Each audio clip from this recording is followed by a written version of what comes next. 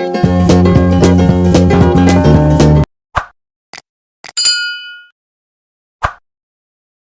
जिन्होंने मेरे चैनल को अभी तक सब्सक्राइब नहीं किया है, मेरे चैनल को सब्सक्राइब कर दें ताकि आपको मेरे आने वाली वीडियो का नया नोटिफिकेशन मिल सके। लाइक और शेयर भी जरूर कर देना। नमस्कार बच्चों, पहले अध्याय में हमने पढ़ा था लंका विजय। तो आज हम पढ़ेंगे राम का राज्याभिषेक। तो चलो बच्चों, आज शुरू करते हैं राम का राज्याभिषेक। विभीषण चाहते थे कि राम कुछ दिन लंका में रुक जाएं। नई लंका में, उनकी लंका में उन्होंने अपनी इच्छा से राम को बताई। उसका कारण भी, मैं चाहता हूँ कि आप कुछ दिन यहाँ विश्राम कर लें, युद्ध की थकान उतर जाएगी। वैसे इसमें मेरा स्वार्थ भी है, आपका सानिध्य और रीति नीति सीखने का अवसर। आपने ये नगरी देखी भी तो नहीं है। तो विभीषण जो हैं वह राम के आगे प्रार्थना कर रहे हैं कि आप यहाँ पर कुछ दिन रुक जाएं ताकि मैं आपसे राजनीति भी सीख लूँ और आप इस नगरी को भी देख लें। राम ने लंका नगरी में कदम नहीं रखा था। सीता से मिलने हनुमान गए, 2 बार अंगद गए, लक्ष्मण भी हो आए। विभीषण के राज तिलक के समय राम उस नगरी से दूर ही रहे। ये संभव नहीं है मित्र, राम ने कहा। वनवास के 14 वर्ष पूरे हो गए हैं, मैं तत्काल अयोध्या लौटना चाहता हूँ। भरत मेरी प्रतीक्षा कर रहे होंगे, जाने में विलंब हुआ तो वे प्राण दे देंगे। उन्होंने प्रतिज्ञा की है कि मैं उनकी प्रतिज्ञा से बंधा हूँ। विभीषण राम से अलग नहीं होना चाहते थे। उनका अनुरोध राम ने अस्वीकार कर दिया, पर भी निराश नहीं थे।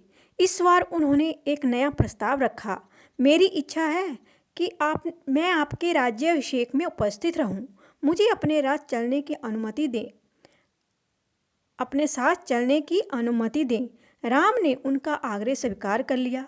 बोले, आप मेरे लिए यात्रा की व्यवस्था कर दें।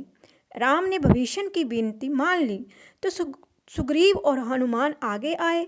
राम ने उन्हें भी अयोध्या आमंत्रित किया। विभीषण का पुष्पक विमान उन्हें ले जाने के लिए तैयार था। विमान के उड़ान भरने तक वानर सेना वहीं रही। विमान जाने के बाद वे कूदते फांदते किष्किंधा की ओर चल पड़े। विभीषण ने अपने कोषागार से उन्हें रत्नाभूषण दिए थे, उनकी वर्षा की थी। उसी विमान से वानरों के लिए ये मनोरंजन था। जिसे जो मिला लूटा। विमान लंका से चला। उड़ान भरने के बाद उसने उत्तर दिशा पकड़ी, जिधर अयोध्या नगरी थी। राम सीता के साथ बैठे थे। मार्ग में पड़ने वाले प्रमुख स्थान बताते जा रहे थे। रावण सीता का हरण कर उसी मार्ग से लाया था। पंचवटी से उस समय सीता ने वे स्थान ठीक से नहीं देखे थे। स्थानों के नाम उन्हें ज्ञात नहीं थे। पहले रणभूमि पर पड़ी, फिर वह पुल जिसे नल और नील ने बनाया था। सेतु बंद, किष्किंधा रास्ते में था। वानर राज सुग्रीव की राजधानी थी। सीता के आग्रह पर विमान किष्किंधा में उतरा। सुग्रीव की रानियों तारा और रूपा को लेने आगे ऋष्यमुख पर्वत पड़ा और उसके बाद पंपा सरोवर। उसकी सुंदरता अद्भुत थी। राम ने सीता को एक पतली चमकती हुई रेखा दिखाई। सीते, देखो, ये गोदावरी नदी है, ऊंचाई से इतनी छोटी दिख रही है। इसी के तट पर पंचवटी है। देखो, हमारी पर्णकुटी अब भी बनी हुई है। सीता ने आंखें बंद कर ली और जैसे पंचवटी को पुनः देखने के लिए से डर रही हो। उन्हें पूरा घटनाक्रम याद आ गया। गंगा यमुना के संगम पर ऋषि भरद्वाज का आश्रम था। विमान वहाँ उतरा। सबने रात वहीं बिताई। ऋषि का आग्रह था, राम उसे टाल नहीं सके। वहीं से उन्होंने हनुमान को अयोध्या भेजा, भरत को उनके आगमन की पूर्व सूचना देने के लिए। पहले उन्होंने हनुमान को अयोध्या भेज दिया कि हम आ रहे हैं। राम सीधे अयोध्या नहीं जाना चाहते थे। उनके मन में एक प्रश्न था, एक संशय। और 14 वर्ष की अवधि कम नहीं होती। कहीं इस अवधि में भरत को सत्ता का मोह तो नहीं हो गया। हनुमान को अयोध्या भेजते हुए उन्होंने ये प्रश्न रखा था। कहा, हे वानर शिरोमणि, आप भरत को मेरे आने की सूचना दीजिएगा। ध्यान से देखिएगा कि ये समाचार सुनकर उनके चेहरे पर कैसे भाव आते हैं। यदि भरत को इस सूचना से प्रसन्नता नहीं हुई तो मैं अयोध्या नहीं जाऊंगा। भरत राजकाज संभालें, उसमें मुझे कोई आपत्ति नहीं। हनुमान वायु वेग से चले, जैसे उड़ रहे थे मार्ग में निषाद राज घोष से भेंट की। उनसे अयोध्या का हाल जाना। वहां से नंदीग्राम पहुँचे। उन्होंने भरत से कहा, श्री राम के वनवास की अवधि पूर्ण हो गई है, वे लौट रहे हैं, प्रयाग पहुंच चुके हैं। मैं उन्हीं की आज्ञा से आपके पास आया हूँ। भरत की प्रसन्नता का ठिकाना ना रहा। आंखों में खुशी के आंसू थे। वे बार बार हनुमान को धन्यवाद दे रहे थे। ये शुभ सूचना उन तक पहुंचाने के लिए उनके चेहरे पर केवल एक भाव था, प्रसन्नता। हनुमान उनसे विदा लेकर आश्रम लौट आए, राम के पास। तो बच्चों, जो राम को शक था वह तो दूर हो गया, क्योंकि भरत जो थे उनके आने की सूचना सुनकर बहुत खुश हुए। अगली सुबह प्रयाग से श्रृंगबेर होते हुए राम का विमान कुछ ही देर में सरयू नदी के किनारे के ऊपर पहुंच गया। दूर अयोध्या नगरी के भवनों के शिखर दिखाई देने लगे। सबने अयोध्या को प्रणाम किया।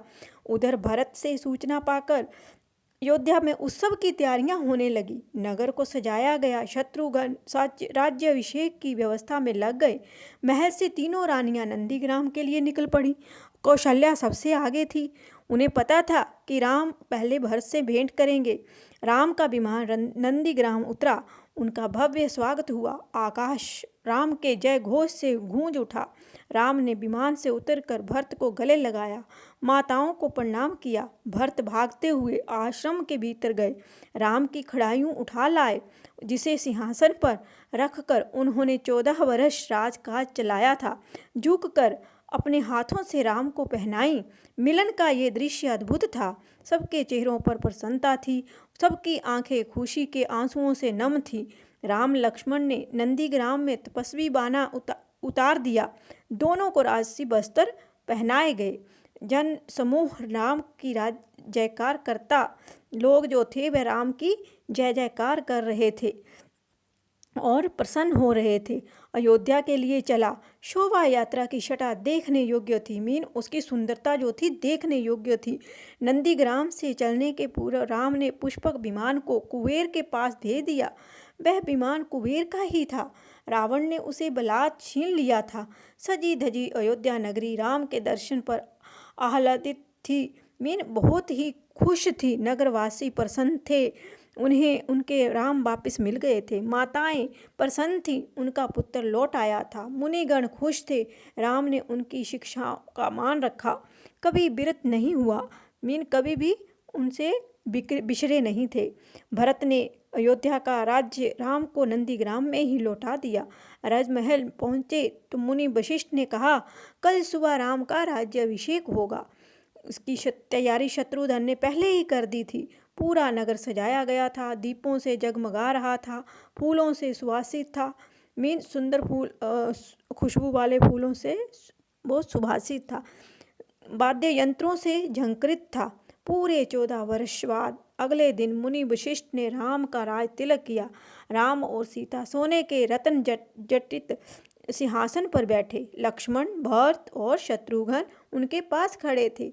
हनुमान नीचे बैठ गए। माताओं ने आरती उतारी। मंगलाचार हुआ। शुभ गीत गाए गए। राम ने सीता को एक बहुमूल्य हार दिया। प्रजाजनों को उपहार दिए। अनेक वस्तुएं प्रदान की।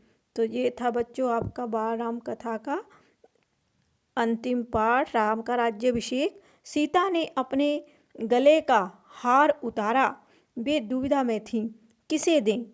दुविधा राम ने दूर की। जिस पर तुम सर्वाधिक प्रसन्न हो उसे दे दो। सीता ने वह हार हनुमान को भेंट कर दिया। भक्ति और पराक्रम के लिए कुछ दिनों में सारे अतिथि एक एक करके चले गए। विभीषण लंका लौटे और सुग्रीव ने किष्किंधा की ओर प्रयाण किया। किष्किंधा की ओर लौट आए विभीषण। और ऋषि मुनि अपने आश्रम चले गए। हनुमान कहीं नहीं गए, राम दरबार में ही रहे। राम ने लंबे समय तक अयोध्या पर राज किया। उनके राज में किसी को कष्ट नहीं था, सब सुखी थे। भेदभाव नहीं था, कोई बीमार नहीं पड़ता था। खेत हरे भरे थे, पेड़ फलों से लदे रहते थे। राम न्यायप्रिय थे, गुणों के सागर थे।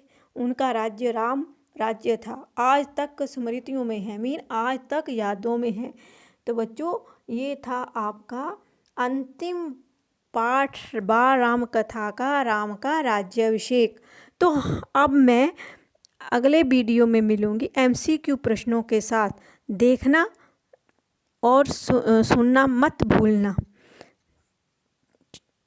मेरे प्यारे बच्चों, अगर आपको मेरा ये वीडियो अच्छा लगा then don't forget to like, share and subscribe to my channel and also press the bell icon for more updates.